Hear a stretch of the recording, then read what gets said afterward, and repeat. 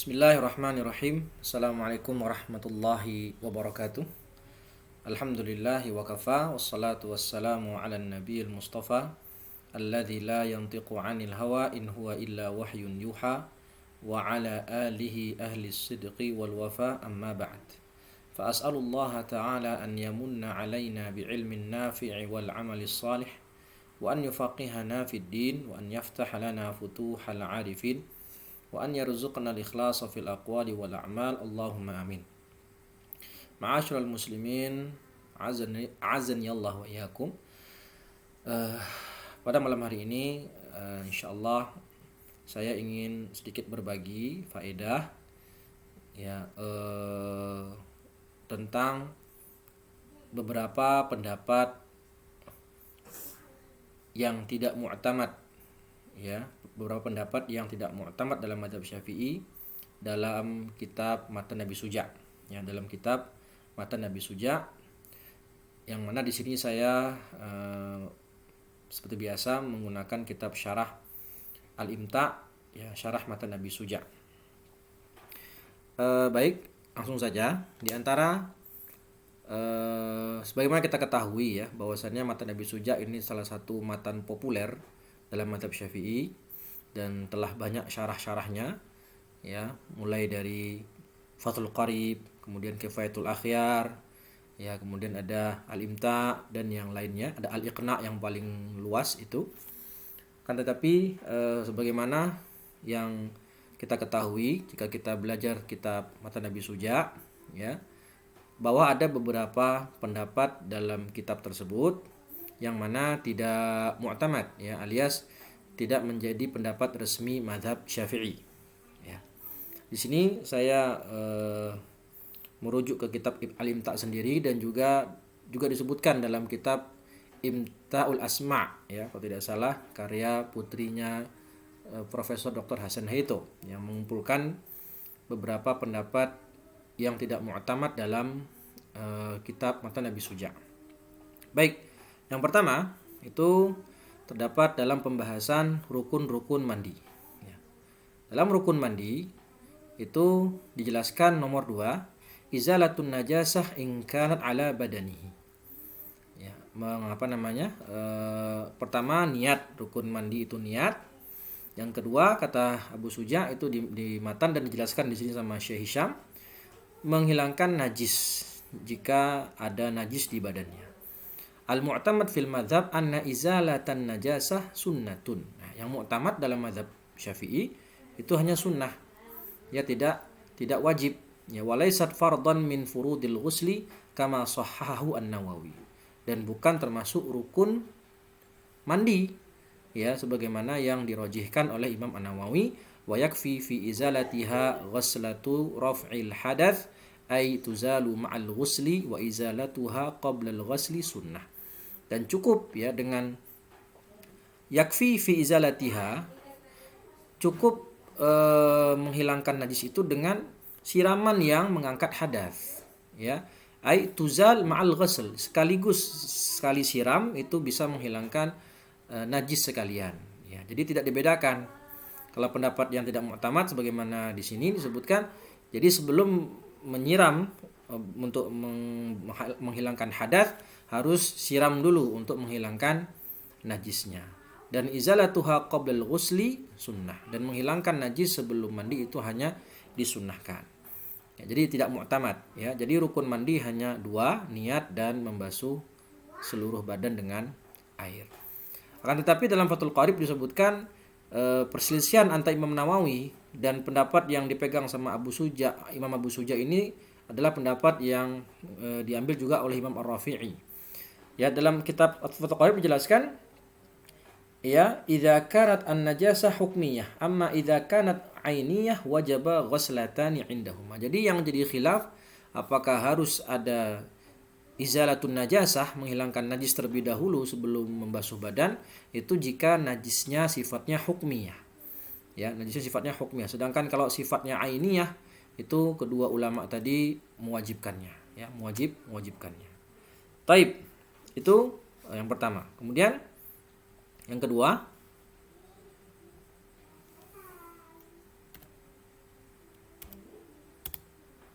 Naam. Yang kedua adalah masalah mandi sunnah, ya, mandi sunnah.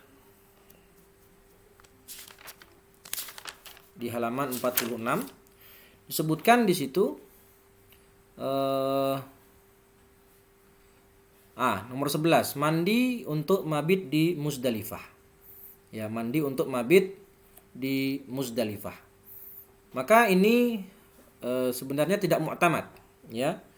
Karena wa yadkhulu waqtuhu bi ghurubi syams at-tasi' min Dzulhijjah.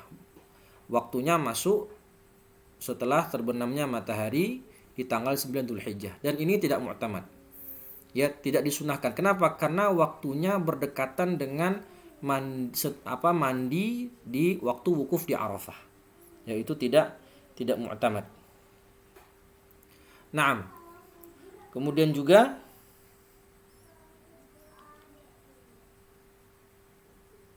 yang nomor 14, ya, mandi untuk tawaf li tawafil ifadah wal wada' wa kilahuma ghairu mu'tamad. Ya, ini juga tidak mu'tamad.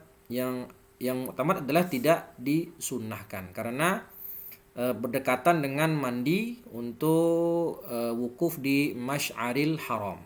Ya, berdekatan dengan mandi untuk wukuf di Masy'aril Haram. Jaid. Ini masalah yang kedua. Jadi masalah mandi di Muzdalifah, untuk mabit di Muzdalifah itu tidak disunahkan. Ya, kenapa? Karena berdekatan dengan wukuf di Arafah, mandi wukuf di Arafah. Begitu juga dengan tawaf, mandi untuk tawaf, baik tawaf ifadah maupun tawaf wada', itu tidak mu'tamad karena berdekatan dengan mandi untuk wukuf fi Masy'aril Haram. Ya. Kemudian nomor 3, terkait tentang waktu salat.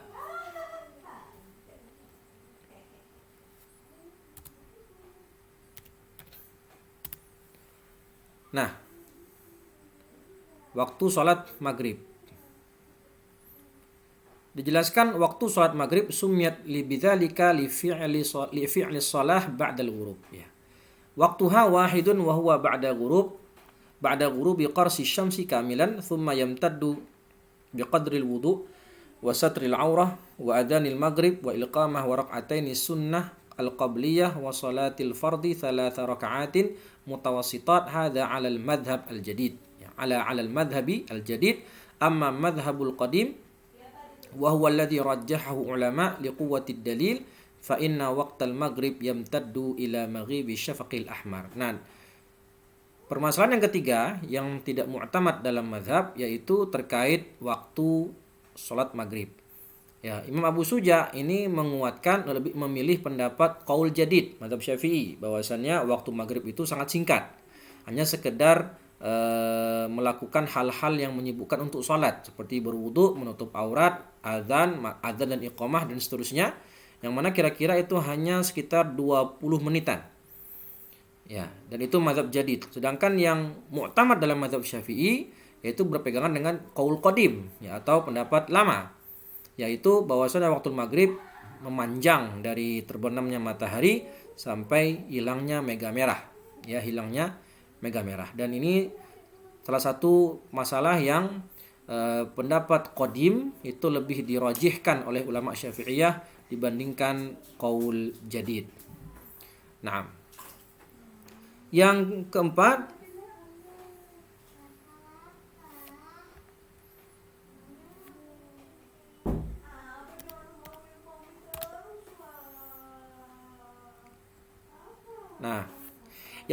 masalah niat keluar sholat. Ini rukun-rukun sholat. Ya, dalam mazhab Syafi'i yang masyhur rukun sholat itu ada 13.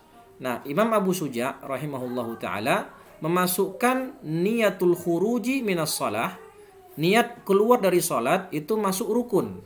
Ai qasdul khuruji minas shalah inda taslim, niat untuk keluar salat ketika salam. Wa hadzal ra'yu marjuh fala tajibu niyatul khuruji minas shalah. Ini pendapat yang marjuh, ya, tidak mu'tamad. Yang mu'tamad itu tidak menjadi rukun, ya, tidak masuk rukun dalam salat. dalam mazhab Syafi'i. Taib. Kemudian berikutnya halaman 104. Nah, halaman 104 dijelaskan di sini sholatul jamaah sunnatun muakkadah. Ya, lihat penjelasan Syekh Hisham, apa hukum sholat berjamaah fi shalawatil mafruḍah fardu kifayah. Amma indal musannif yani Abu Suja sunnah muakkadah wal mu'tamad fil madhab annaha fardu kifayah. Jadi menurut Abu Suja sholat berjamaah dalam sholat fardu itu hukumnya sunnah muakkadah. Akan tetapi pendapat resmi atau mu'tamad dalam mazhab Syafi'i, sholat berjamaah dalam sholat fardu itu hukumnya adalah fardu kifayah. Nah, berikutnya di halaman 125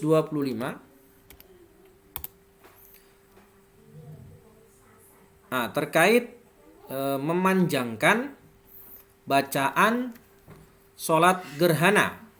Ya, memanjangkan sholat gerhana. Imam Abu Suja rahimahullah mengatakan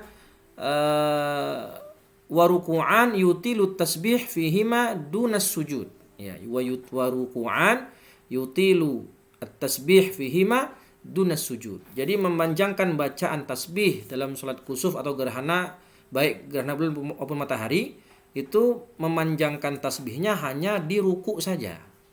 Sedangkan di sujud itu tidak perlu memanjangkan tasbih. Tapi ini pendapat tidak mu'tamad sebagaimana dijelaskan oleh Syekh Hisham di bawah penjelasannya. Tsumma yarka' wa yutilur ruku', memanjangkan ruku, yaitu memanjangkan tasbih di dalam ruku. Tsumma yarfa' wa yasjud, kemudian i'tidal dan sujud 2 kali. Al asah an yutilat tasbih fihima. Yang sahih, yang lebih sahih, yang mu'tamad ketika sholat gerhana itu memanjangkan tasbih baik ketika ruku maupun ketika sujud. Ya, yaitu yang mu'tamad. Berikutnya di halaman 155.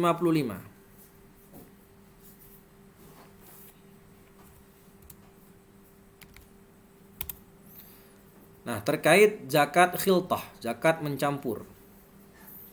Ya, zakat mencampur. Nah, lihat di sini kata Abu Suja di matan, wal al-khalitan yuzakiyani zakatal wahid bi sab'ati syara'id. Ya. Idza kana al-murahu wahidan wal masrahu wahidan wal mar'a wahidan wal fahlu wahidan wal mashrabu wahidan wal halibu wahidan wa mawdi'ul halbi wahidan. Nah, dijelaskan di penjelasan beliau di sini syarat yang keenam, idza kana mawdi'ul halbi wahidan wa huwa al-makanu alladhi yaqumu bihi fihi al-halib bi halbil masyiyah wal asah adamu ishtiratil ittihad fil halib. Ya, ini contoh kalau pembahasannya tentang zakat, ya, menggabungkan 2 zakat. Ini contohnya adalah hewan ternak milik si fulan dengan hewan ternak milik si fulan. Nah, di antara syarat biar bisa digabungkan zakatnya itu dikatakan di matan adalah yang memerah susunya sama-sama satu orang saja. Jadi 2 hewan ternak milik 2 orang itu bisa digabung jadi satu untuk bisa digabungkan zakatnya. Salah satu syaratnya adalah pemerah susunya harus satu saja. Ya, harus satu saja. Itu dalam matan dijelaskan oleh Abu Suja. Akan tetapi wal asah, yang sahih, yang mu'tamad, syarat untuk yang ini yaitu hanya harus satu yang memeras susu dari si hewan ternak tersebut, itu tidak disyaratkan. Ya, tidak disyaratkan.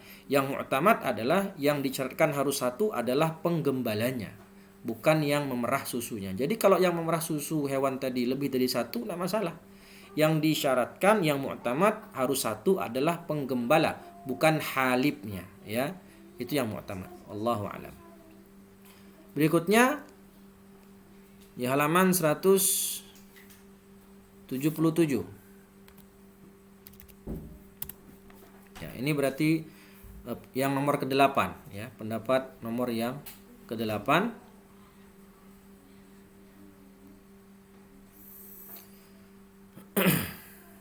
Nah, ini terkait orang yang meninggal dunia, dan membawa hutang puasa, ya, meninggal dunia dan membawa hutang puasa. Maka apa yang harus dia lakukan? Dikatakan di sini, waman mata alaihi siyam min Ramadan ut'ima anhu likulli yaumin muddun. Barang siapa yang meninggal dunia membawa hutang puasa, maka wajib menggantinya dengan cara bayar fidyah, memberikan makan sebanyak hutang berapa dia hutang puasanya, maka nanti dibayar per harinya itu satu mud, dan tidak bisa diganti dengan mengqadha puasa. Ya, bukan diganti dengan puasa, tapi dengan membayar fidyah.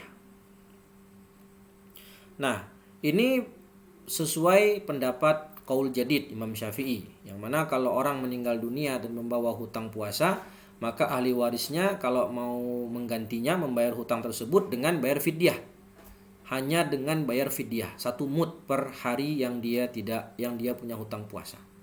Tidak boleh diganti dengan berpuasa juga, tidak boleh. Ya, ini pendapat qaul jadid. Akan tetapi yang mu'tamad adalah pendapat qaul qadim, berdasarkan dalil man mata wa alaihi siyam shama anhu waliyuhu. Jadi kalau ada kerabat kita yang meninggal membawa hutang puasa, maka kerabatnya itu boleh membayarkan hutang puasa yang sudah meninggal tadi, si mayit, dengan berpuasa juga. Boleh dengan berpuasa, boleh juga dengan membayar fidyah 1 hari 1 mud. Nah, yang mu'tamad itu qaul qadim. Ini contoh kedua yang mana dalam mazhab Syafi'i justru qaul qadim lebih dijadikan fatwa, lebih dijadikan pendapat mu'tamad daripada qaul jadid dari Imam Syafi'i.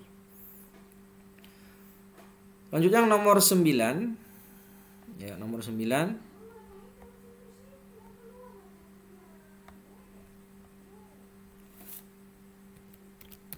Halaman 192.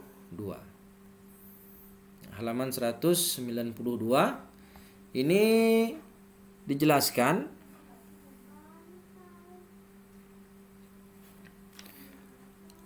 wal musannif qala al musannif wa wajibatul haji ghairul arkani thalathatu asya. Nah, Imam Abu Suja rahimahullah menyebutkan di antara wajib-wajib haji itu ada 3: ihram dari miqat, melempar jumrah yang 3, dan bercukur. Dan apa? Bercukur. Nah, jadi bercukur menurut Imam Abu Suja itu termasuk wajib haji. Ya, termasuk wajib haji. Padahal mencukur itu bukan termasuk wajib haji, ya, akan tetapi termasuk rukun haji. Termasuk apa? Termasuk rukun haji.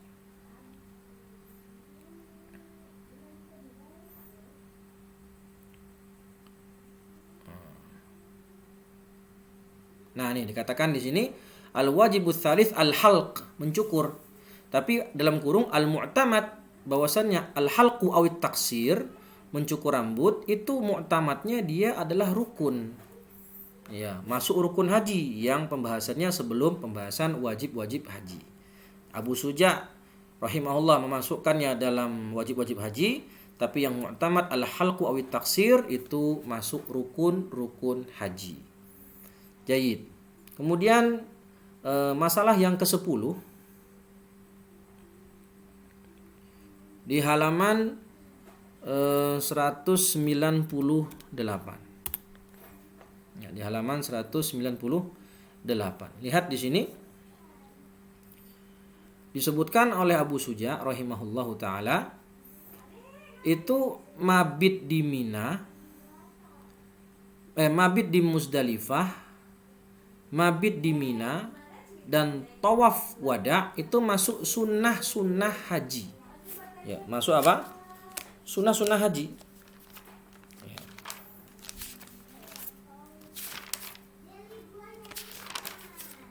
Dikatakan di matan wa sunanul haji sab'un. Sunnah haji itu ada 7.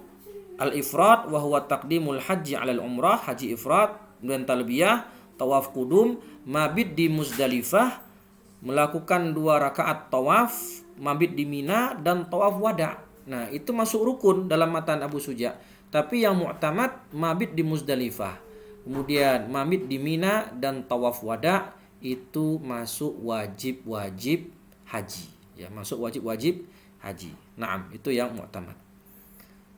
Permasalahan yang ke-11 dalam bab muamalah. Ya, dalam bab muamalah. Ya, ini dalam masalah syirkah, ya, masalah akad syirkah. Dikatakan dalam masalah syirkah itu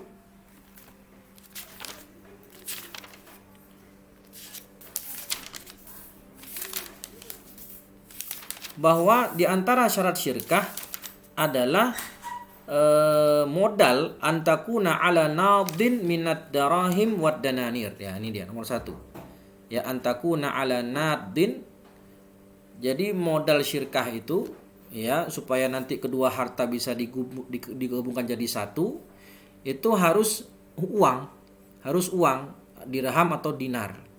Kalau sekarang berarti rupiah, ya, atau mata uang. Wa makna nadin ay madrub minan naqdain adzhab wal fiddah, umlah, mata uang. Wa hadha syartu ghairu mu'tamad. Nah, tidak mu'tamad. Jadi wal mu'tamad sihhatu syirkah fi kulli mithli. Akad syirkah boleh meskipun bukan dengan umlah, dengan uang. Ya, dengan mata uang. Tapi boleh dengan segala sesuatu barang yang sifatnya mithli. Apa itu mithli? Yang bisa ditakar dan ditimbang.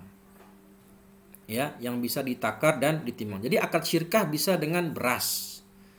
Ya, 2 orang punya beras digabungkan jadi satu. Untuk syirkah bisa.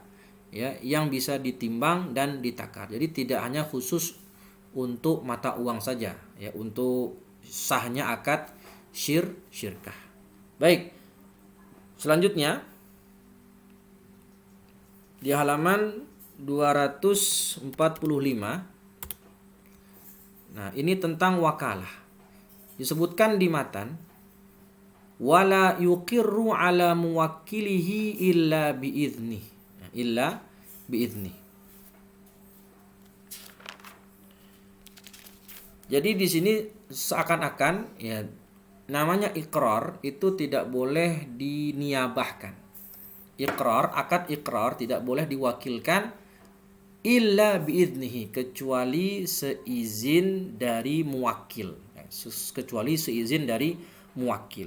Nah, bagaimana penjelasannya? Yang mu'tamad adalah dikatakan di sini wala yajuzu lil wakil an yuqirra ala muwakkilihi fil khusumah sawaun adzina lahul muwakkil amla. Jadi dalam akad ikrar itu tidak boleh diwakilkan kepada orang lain. Si muwakil tidak boleh mewakilkan akad ikrar kepada orang lain. Baik diizinkan si wakil, baik diizinkan oleh si muwakil ataupun tidak diizinkan oleh muwakil. Mutlak akad ikrar itu tidak boleh diwakilkan. Ya, bukan sebagaimana yang disebutkan di matan oleh Imam Abu Suja rahimahullah. Ikrar tidak boleh kecuali seizin dari muwakil. Berarti kalau seizin dari muwakil boleh dong akad ikrar diwakilkan. Ya, yang mu'tamad itu tidak boleh, baik diizinkan maupun tidak diizinkan. Yang ke-13 itu pada halaman 250. Nah, pada halaman 250 tentang apa? Dijelaskan bahwasannya, nah di sini dijelaskan bahwasannya di matan, ya, di matan Abu Suja disebutkan masalah ariyah, pinjam meminjam. Disebutkan di matan wa kullu ma amkanal intifa'u bihi ma'a baqa'i 'ainihi jazat i'aratuhu idza kanat manafi'uhu atharan. Jadi pinjam meminjam apapun barang yang bisa dimanfaatkan dengan barang tadi tetap seperti semula, tidak habis dalam pemakaian, itu boleh dipinjamkan asalkan dengan atharnya, fungsinya, bukan ainnya. Ya, jadi dalam menurut Abu Suja, kalau kita meminjam kambing untuk meminum susunya atau meminjam pohon untuk dimakan buahnya itu tidak sah menurut Imam Abu Suja rahimahullah, ya. Tapi yang mu'tamad adalah disebutkan mana di sini.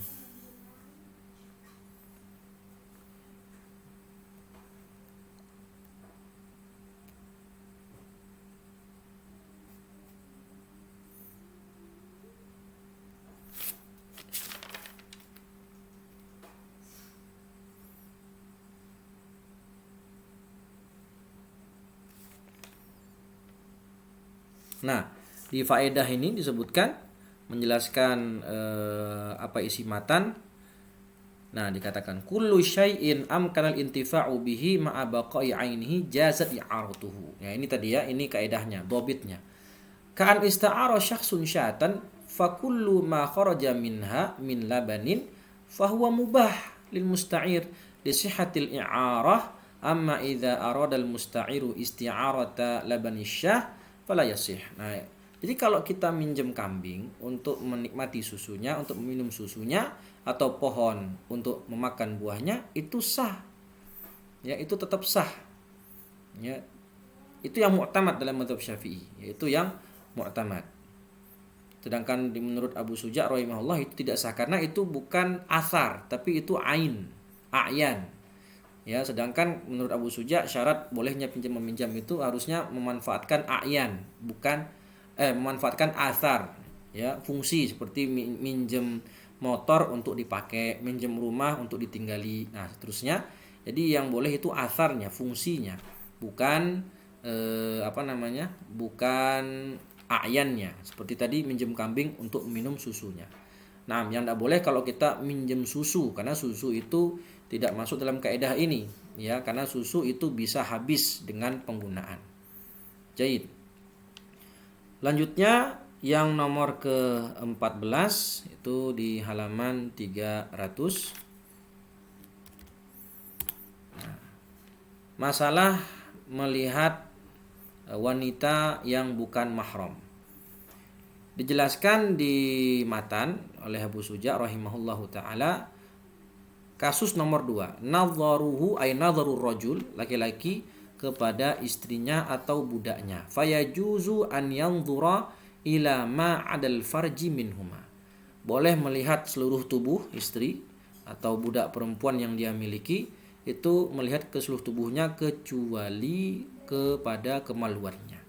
Jadi di sini beliau mengatakan tidak boleh memandang kemaluan istri atau kemaluan budak yang dia miliki. Tapi di penjelasan disebutkan oleh Syekh Hisham hafizahullahu taala, nadharur rajul ila nadharur rajul nomor 2 ila badani zaujatihi wa amatihi yahillul istimta'u biha fa hukmu jawazun nadhar ila ayyi mawdi'in, tidak terbatas, boleh dia melihat ke seluruh tubuh istrinya, ya, hala hayatihima, ketika masih hidup, illal fard fan nadharu ilaihi makruh, ya. Fan nadharu ilaihi makruh. Jadi jawaz ma'al karohah, ya, hukumnya adalah jawaz ma'al karohah, bukan tidak boleh, tapi diperbolehkan. Ya, diperbolehkan, cuman boleh tapi ada kemakruhan jika tanpa hajat. Nah, itu yang mu'tamad, ya, hukumnya mu'tamad melihat kemaluan istri itu hukumnya diperbolehkan ma'al karohah, ya, bila hajah. Selanjutnya yang nomor 15 itu pada halaman 319.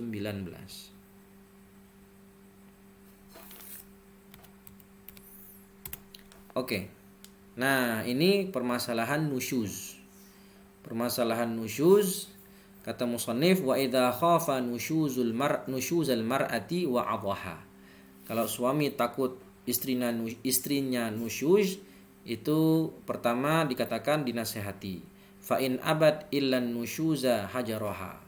Kalau dia tetap nusyuz maka dihajar, ya, di boikot istilahnya, pisah ranjang. Fa in aqamat alaihi hajaraha wa darabaha. Kalau masih tetap dia nusyuz, belum sembuh nusyuznya, maka dihajar dan boleh juga dipukul. Wa yasqutu bin nusyuz qasmuha wa nafaqatuha, dan gugur gara-gara sebab nusyuz itu nafkah dan pembagian menginap. Nah, di sini disebutkan ya bahwasannya urut ya, kalau istri melakukan nusyuz pertama nasihatin dulu. Yang kedua kalau masih nusyuz maka dipisah ranjang. Yang ketiga baru dipukul. Nah, ini yang mu'tamad dalam mazhab dan juga dijelaskan oleh Syekh Labib ya dalam darsnya. Kalau istri itu nusyuznya belum tahqiq, belum tahaqqaq, masih dzan, belum terjadi, masih prasangka, sifatnya masih prasangka, belum benar-benar terjadi, maka suami tidak boleh melakukan apapun melainkan hanya menasehati istrinya saja. Tidak boleh memukul. Tapi kalau nusyuznya benar-benar terjadi, tahaqqaqan nusyuz, maka di sini yang mu'tamad adalah boleh memilih di antara tiga. Memilih menasehati atau memilih menghajar, ya memboikot, atau memilih memukul. Jadi boleh, tidak diurut. Langsung boleh memilih tiga pilihan. Menasehati atau menghajar atau memukul. Ya, tidak dipilih, tidak urut sebagaimana yang disebutkan oleh Abu Suja' rahimahullahu ta'ala. Itu yang mu'tamad. Lalu bagaimana nomor 16? Pendapat yang ke-16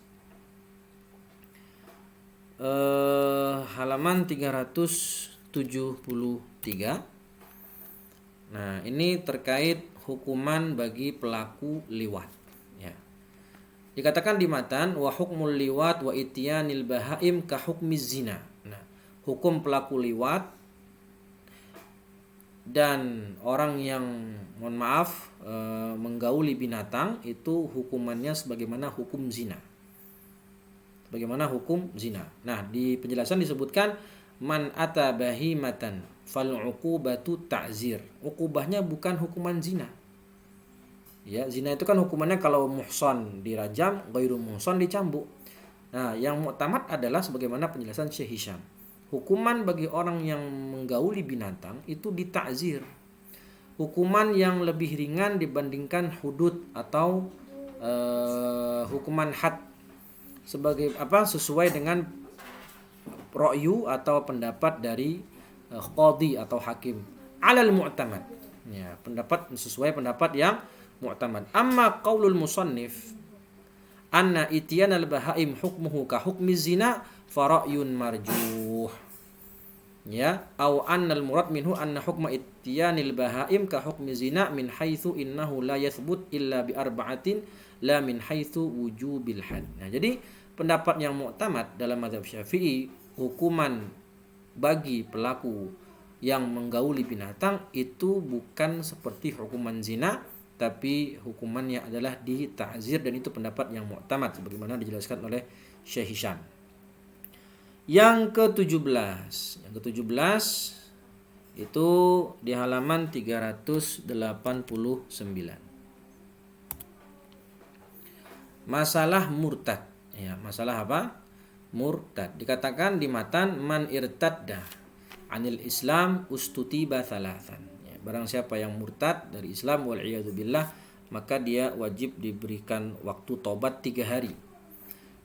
Nah, dijelaskan di sini hukmul murtad, kata Syekh Hisham, annahu yustatabu wujuban thalathata ayyam fa in kana lahu syubhah uzilat ka an kana lahu i'tiqadun batilun aw fahmu khata'in aw fahma khata'in fayajlisu ma'ahu ahlul ilmi wa takhassusi litafhimihi haqiqah ma yaqul. Lah, di sini dijelaskan diminta taubat dan diberi waktu 3 hari. Diberi waktu apa? 3 hari. Nah, yang mu'tamad, dan itu juga disebutkan dalam Fathul Qarib ya, itu diminta taubat segera, alal faur. Ya, alal faur. Bukan diberi waktu tenggang 3 hari, enggak, tapi alal faur, segera. Diminta bertobat untuk segera bertobat. Kalau tidak bertobat, maka konsekuensinya adalah dia bisa dihukum mati, dan dia jatuhnya adalah kutila riddan, ya, kutila riddan, dihukum mati karena murtadnya itu. ya dihukum mati karena murtadnya. Wa'liyadzubillah.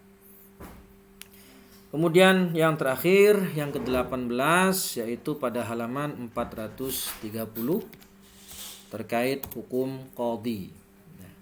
Hukum qadhi. Disebutkan di matan, ya bahwasannya hakim di antara syarat menjadi qadhi an yakuna katiban, harus bisa menulis. Tetapi dijelaskan di sini sama Syekh Hisham di halaman 430, an yakuna katiban hadza syartu ghairu mu'tamad. Nah, pendapat ini tidak mu'tamad. Yang sahih fayasihhu tauliyatu ghairil katib faqad yasta'inu bi ghairihi liyaktuba lahu. Maka seorang hakim itu tidak disyaratkan harus bisa menulis, karena dia bisa meminta bantuan orang lain untuk menuliskan apa yang ingin dia tuliskan. Bisa dia wakilkan orang lain atau minta bantuan orang lain untuk menuliskan tulisan, ya. Jadi tidak mesti harus dia yang menulis. Nah, itu pendapat yang mu'tamad menurut mazhab Syafi'i. Ya, mungkin itu yang bisa saya berbagikan faedah di sini. Jadi ada sekitar 18 pendapat yang tidak mu'tamad dalam matan Abi Suja. Jadi itu sudah dijelaskan oleh Syekh Hisham dan juga bisa dibaca di Fathul Qarib dan juga di kitab Imtaul Asma karya anaknya Profesor Dr. Hasan Haito, ya, wanita ustazah, ya. Naam.